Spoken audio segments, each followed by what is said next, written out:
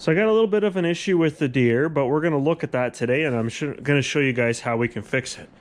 If you notice, this side tire is relatively straight to what it should be, and this one is way out to lunch. So my alignment's off, and this isn't the first time.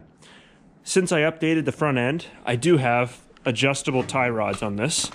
So if we look at the links that steer the front wheels from the spindles, way back here at the worm gear, or at the half moon gear, I've got some adjustment left in these, a little bit on both sides, so basically I can adjust that alignment accordingly. It's really prominent when I put the snowblower on the front because it's so heavy. I think that just adds all the strain in the front end and kind of takes it out of alignment so much, but not an issue. It's pretty easy to fix, and I'm going to show you how. We're going to start by unbolting the ball joints from the spindles, and then we're going to spin those rods, get it where it needs to be, get it working properly. So I think I'm going to adjust the link that's on the what I would call the passenger side of the machine, or the right hand side of the machine. It's got a little more thread still available to run this in, so I'm going to do this side first to see how close I can get. So in order to do this and adjust it properly, I've got to remove this ball joint, I suppose I call that a ball joint, from the spindle. The nut on the bottom is a 15 mil, and then the jam nut on top is a 13. So we just get our box wrenches set up here. And we've got it jammed in place. See if we can do this. There we go. We've got that loose now. So we'll take those threads, we'll take that nut right off. The other thing we're going to have to do is loosen the jam nut on the link. So the jam nut, you can see it right here. So we've got a flat on this ball socket end, and we're just going to break that loose so then it's ready. And then this this link rod, or this tie rod, can thread in or out of that socket depending on what you need. The jam nut is a 14, and the flat on the ball socket end is a 13. So we're going to break that free now. There it goes.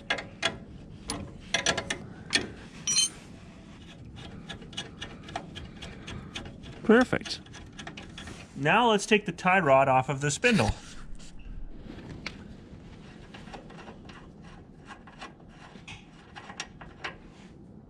Okay, so the tie rod detaches from the spindle now.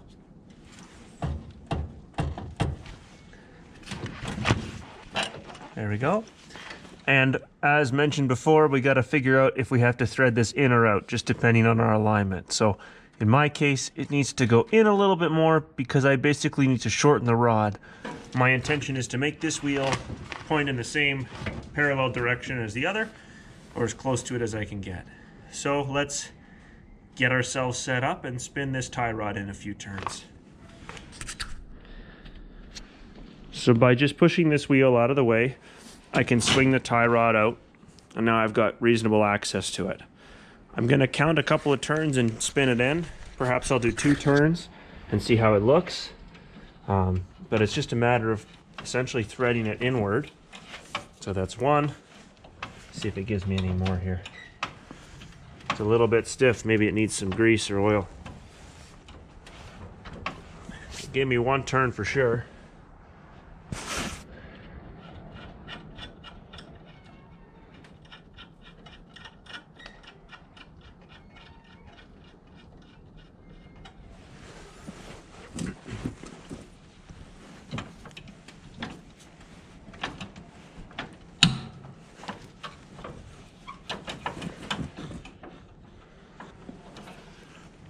Feels like it's jamming up pretty tight, so it might not have any more to give. That might be as far as it's going to let me go, so we'll have to see here. Maybe I'll take some from the other side as well. So I just finished tightening up the tie rod on what I would call, again, the passenger side. And if we look at the alignment of the front wheels, it's still out a little bit. I think I still want 1 more turn, but it's much closer to center where it should be. Mind you, no weight on the front end makes a big difference. The moment I load up the front end with something and then drive, everything kind of settles in and it's more exaggerated. So I definitely think one more turn. Now, since that side doesn't want to give me any more turns, I'm going to try like the driver's side, if you will, so the left side, and we're going to see if I get any more turns out of this tie rod and bring it back a bit tighter. I'm going to check the pivot bolt for the front axle, make sure that's tight, because if the axle has any movement to it, that would certainly change the steering angle. And then we're going to make sure that we grease the spindles to try to eliminate any slop that might be inside of those, just by getting some heavier grease in there. But that's about the best I got for now, so let's repeat the same process on the opposite end and see what we can get from it.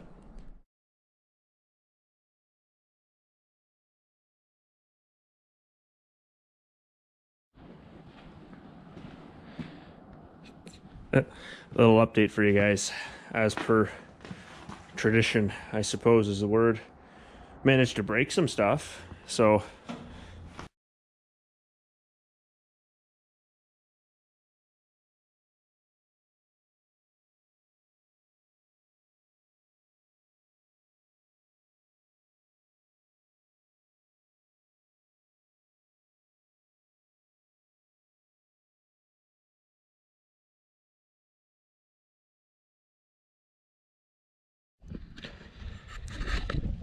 a little bit of a recap. This all started because my alignment was off, and well, you know, things kind of snowball from there.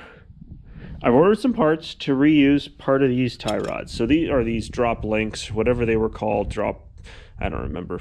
They have a name online. So each one of these is like $44 something plus shipping to get a new replacement. And it has that same ball and socket end, just threaded into this side here. But it was really soft steel, and it's not going to work too good for me. I ordered some stuff. I'm waiting for it to show up. Should be here in the next couple days. But I've also got some grade 8 3/8 hardware that should be comparable to what the studs were when it mounted to that moon plate underneath there, that half moon shape crescent gear deal. So I got to take that fella off. It's back here. Sorry. I got to take that guy off and get ready to make a few little modifications to it, but I also want to check check how tight my front axle is, because I know there's a bit of slop there that shouldn't be.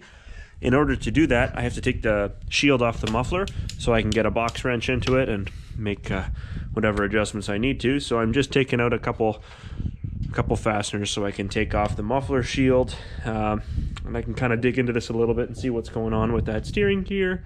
Hopefully freshen some stuff up a little bit while we're here. So let's take this off and tighten up that front axle a bit.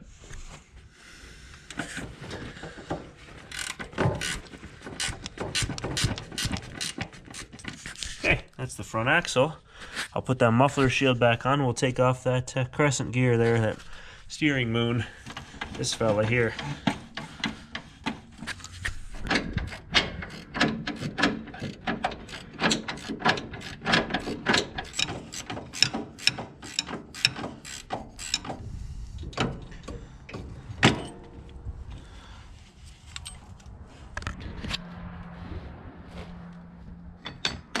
So that's the steering gear, and sometimes these tend to wear out. You'll notice like the teeth will start to round off and not be so defined anymore, or you'll have some really irregular patterns on them. This one's still in good shape. It was replaced not that long ago when I redid the whole front end. So I think this one's just the same. It's just good, perfectly fine to keep using, so I'm going to. Now this is where the difference is going to happen. So the original end, or the original rod link is something like this, where it's just the ball and the socket. It was a really soft metal when I drilled it. It was really, really soft. I was surprised. I'm sure that plays a role in maybe some of the give this thing had. But this threads into the end of this existing rod here. Let's see if we can't do this so you guys can tell. But it does still fit, so I'm not totally stuck. I don't know that I can just buy those particular ends for this rod length, but I'm not too worried about it because I actually bought something a little bit upgraded from this style. It should be here tomorrow, hopefully, and then I will proceed to bolt it to the steering plate and then put everything back together. I'm going to be adding a little bit of 3/8 grade 8 hardware, some washers and nuts, and whatever I need to get that spacing just right, so I'll have a a stud available to bolt on the end links to, and then I'll thread the tie rods on after this plate's installed, get my alignment just right, and I should be in a much better place. I just spent quite a bit of time playing with that steering gear. The biggest issue I found was some spacing. So those bushings bottom out on the frame of the tractor, and then they let this moon-shaped gear kind of flop around. And when it flops and wobbles around, the steering gets to feel pretty loose pretty quick. So what I did is, it has a couple spacers with it, or shims if you will. Played with the shims a few times and installed and uninstalled this thing numerous times, trying to figure out what actually worked well for what I was trying to accomplish. The best result I got, I actually took the bushing, using my sander, I took a little bit of material off the back and basically made the bushing a bit shorter. And I did that until it was tight. So now, at the moment, there's a little bit of resistance in the wheel, but not much. But it's gotten rid of all of the slop up and down movement that this plate had previously. So I think that's going to make a big difference. The wear might be accelerated on those bushings, perhaps, but I want to see what's going to happen if I play with this. So I've made it tighter. Now I've got to wait for my new parts to arrive.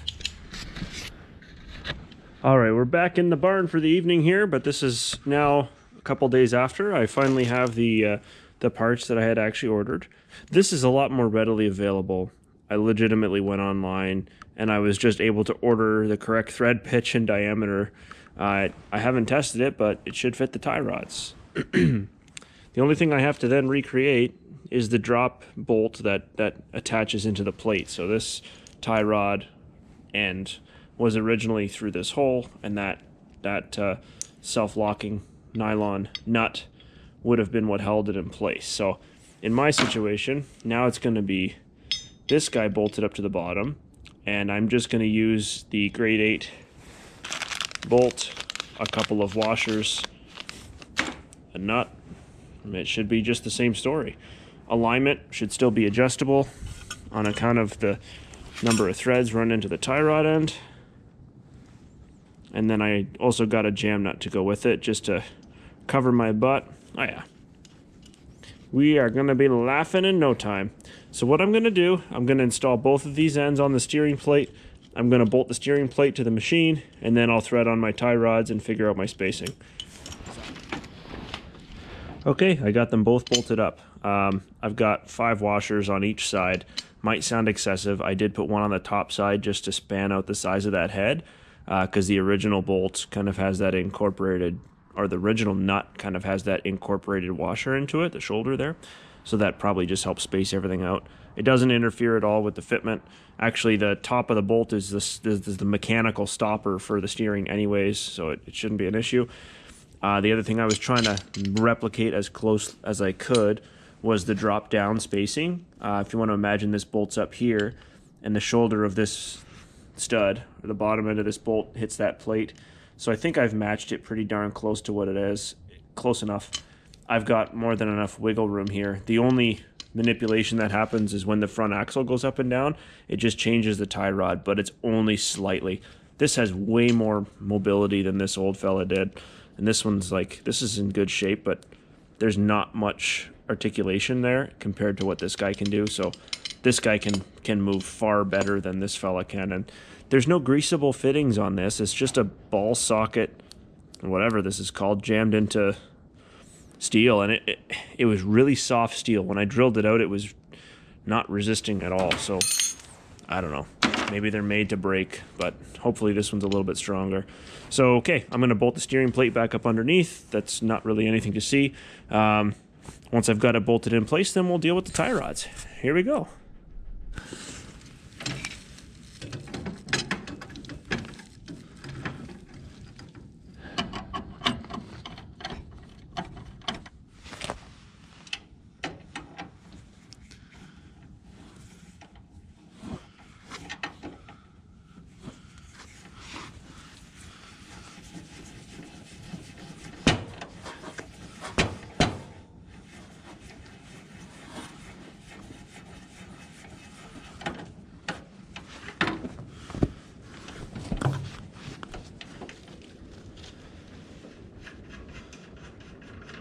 So now I'll just do my very best to try to set the alignment to something resembling straight. No real science to it, kind of a trial and error option here. All right, 1, 2, 3, 4 turns out. And let's see how far out that is. That looks like it'll be pretty darn tootin' close. I've got the steering wheel pointed straight and I'm looking to see if the front wheel is relatively parallel with the back wheel.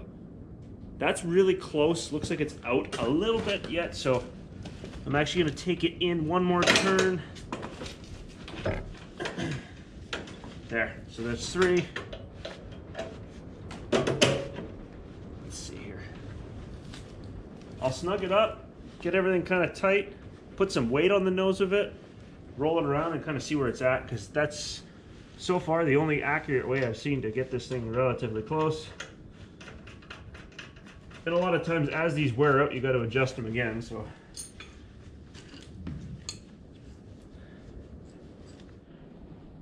Okay, so if you consider the steering wheel is relatively straight, this one looks pretty darn close to straight.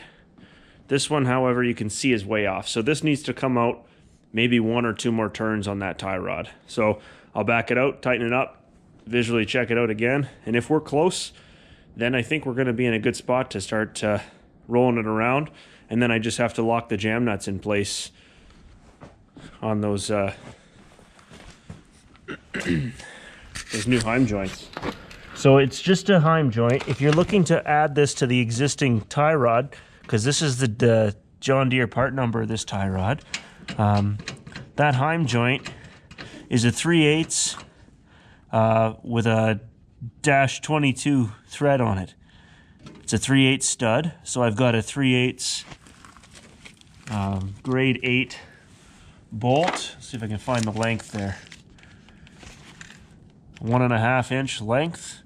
The pitch doesn't really matter because you're going to buy the nut that fits that same bolt. And a couple of washers stacked up to do exactly what you need it to do. So that should have a little bit more life in it than the other approach. Anyways, let me align this stuff and then we're going to send it and see what happens. All right, well, it's all back together and I haven't greased it yet. I plan to. The alignment looks pretty darn close. It looks like it still has a bit of a toe in. That's hard to tell. It's also a lawnmower, so whatever, you're on the grass most of the time, but once I start driving it and it has a chance to kind of settle, I'll know pretty darn quick if it's out or not, and it's just a simple adjustment now that everything's been replaced. So looking underneath at that steering plate there, doesn't look too bad. I think it looks nice anyways. All my new hardware in place there, so hopefully this is going to have a little bit longer lifespan than what the original setup had there for me. It didn't seem to hang around too long, but it is what it is. So I got to get some grease on that plate, just a little bit. I got to grease the spindles, and I should try to grease that front axle as well, because right now, without the cutting deck on, I've got access to the grease nipple for the front axle, so it's always a good idea to shoot some extra in there. I actually have a new tube to load up, so I don't know if you guys would have seen the previous video, but I did upgrade the front hubs. I got rid of the bushings and I went with the ball bearing kit, so I don't have to grease those anymore regularly. I give them a shot every year just to help fight out some, or to help prevent some moisture or some buildup in there, but otherwise, ball bearings for the front wheels made a huge difference as well. That was with new spindles and a new front axle. That was after I was doing wheelies and I snapped the front end. You know how it goes. Anywho, apart from a test drive here, we're all good. So if you hear nothing back and this is the end of the video, that means everything went okay and awesome. Right on. Well, I appreciate you guys checking it out. If you've got any follow-up questions or whatever, feel free to leave a comment, and certainly don't hesitate to subscribe to see more of these sort of weird oddball videos that I seem to make. But thanks, guys. I appreciate it. Have a nice one. I'll catch you later.